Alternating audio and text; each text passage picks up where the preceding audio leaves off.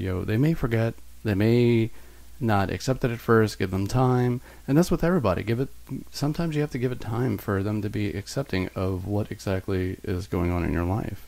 Oh, just a question for the two of you. Mm-hmm. Has it been your experience that the people who are in the boomer generation, if they themselves had to do something that was a little out of the ordinary growing up, is that kind of proportionate to how readily they are to accept something like this? No, not at all. Not at all. Not at all.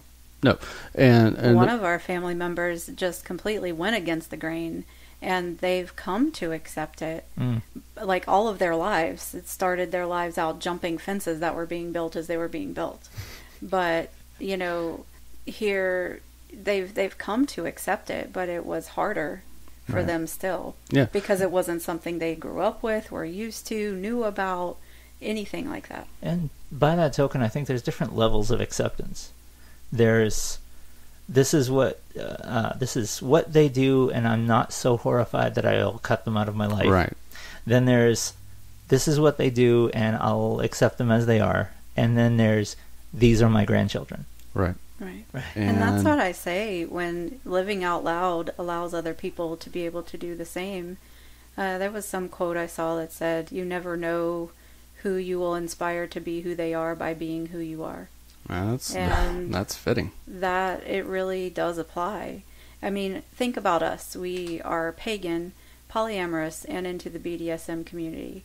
And different things about those.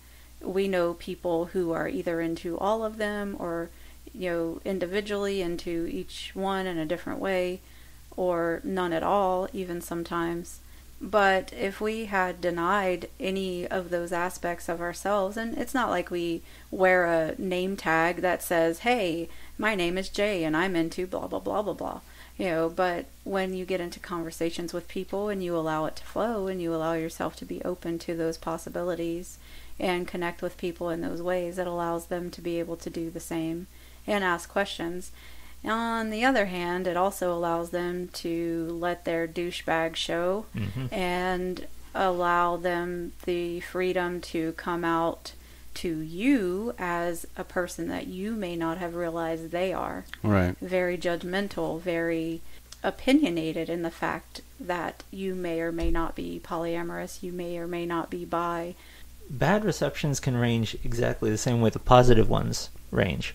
So, whereas the positive ones are more like, I'll accept you despite the fact that you're doing something wrong, to I'll accept you as you are without question, and down to these are my grandchildren. Hey everyone, you've made it to the end of Coming Out as Poly Part 1. It looks like our episode is running long enough to substantiate 2 episodes. We hope that you're enjoying yourselves thus far and continue on to Coming Out as Poly Part 2. That's all for us this week on Polysaturated. We hope you'll keep checking us out at www.poly-saturated.com. If you have any questions, comments, etc., we would love to hear from you on the contact form on our website. And if you have any topic suggestions, we would also love to hear that too.